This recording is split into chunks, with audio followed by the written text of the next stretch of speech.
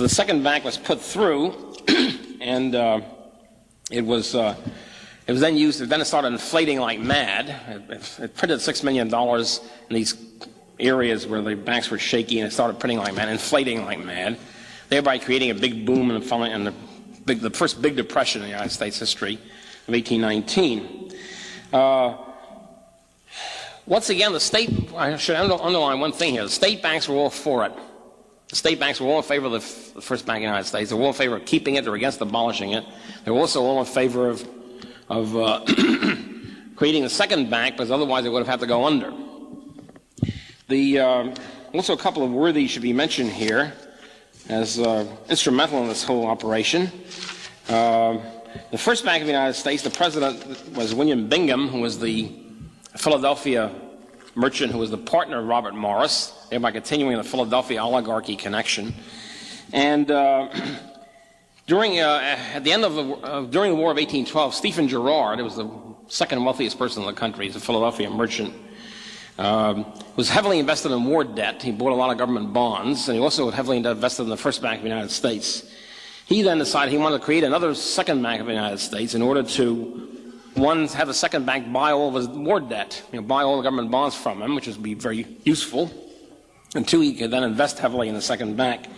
So Girard, being politically powerful, teamed up with John Jacob Astor, the first wealthiest person, who was also heavily invested in war debt and Bank of the United States bonds, stock. The two of them got together and pushed through the Madison administration the nomination, the appointment of Alexander Dallas to be Secretary of Treasury, from again Philadelphia pal of theirs. Dallas was a lawyer for the Girard interests. And Dallas puts through the second bank and then retires, his job having been accomplished.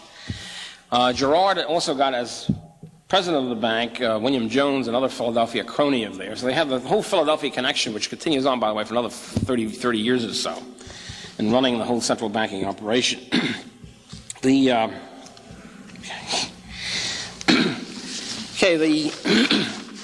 Another person I should also mention here, probably the top moderate, quote-unquote moderate Jeffersonian Democrat Republican in the country, was Senator Samuel Smith of Maryland, a very powerful figure. Smith, in the course of the inflation of the Bank of the United States when it first got started, there was also outright cookery going on, enormous number of outright thievery by the Baltimore and Baltimore branch of the Bank of the United States. Millions got siphoned off into the pockets of the guy named Buchanan and his clerk. Who was Buchanan? Buchanan was a partner of Smith & Company, Smith Buchanan Company, the major mercantile firm in Baltimore, which is owned by Samuel Smith, the senior partner. Now, since his senior partner and his clerk were the two biggest crooks in this operation, I figure if Buchanan and the other guy were crooks, could Samuel Smith have been far behind on this operation? I would doubt it. At any rate, the Bank of the United States continues on after the created the Depression, and Nicholas Biddle then becomes the head of the bank, again part of the Philadelphia oligarchy, the last in the line of which started with Robert Morris. And when Andrew Jackson comes in, he starts a titanic struggle which finally eliminates the central bank and divests the government from the banking system, which Van Buren and Polk then completed. It should be pointed out, something we didn't know until fairly recently, is that the state banks basically were in favor of the Bank of the United States, wanted to continue and favored Biddle in the famous fight against Jackson. So why did Jackson do it? He did because basically he was a libertarian. He was a hard money advocate and libertarian. He and his associates had read all the classical economic literature, the pre-Mises literature, so to speak, and were convinced by it. They also were stung by the Panic of 1819. They realized that bank credit and bank contraction, expansion and contraction credit was responsible for the business cycle, and they were against it. And they thought it was ruinous. And so you have, for the first time, classical liberal or libertarian ideologues, so to speak, responsible for a mighty and titanic reform.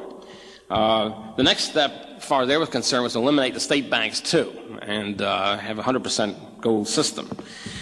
They didn't accomplish that, largely because the slavery question split the Democratic Party in half by the late 40s, late 1840s.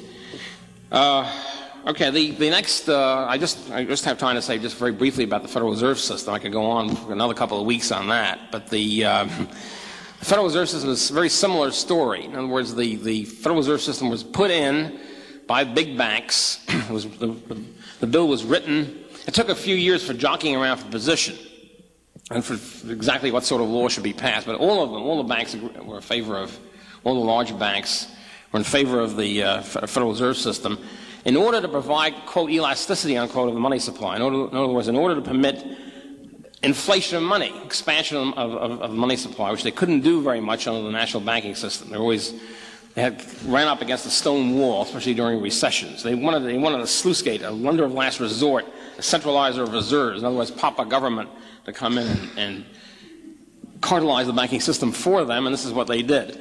Nobody in those days, none of the bankers said we are in favor of a central bank in order to restrain our evil appetite for inflation. It was quite the opposite.